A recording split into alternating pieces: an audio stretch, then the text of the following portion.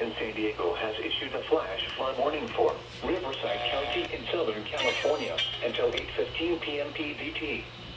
At 5:15 p.m. PDT, Doppler radar indicated thunderstorms producing heavy rain across the warned area. Between 0.25 and 0.75 inches of rain have fallen. Additional rainfall amounts of 0.25 to 1 inch are possible in the warned area. Flash flooding is ongoing or expected to begin shortly. Hazard: life-threatening flash flooding. Thunderstorms producing flash flooding. Source: radar. Impact: life-threatening flash flooding of creeks and streams, urban areas, highways, streets, and underpasses.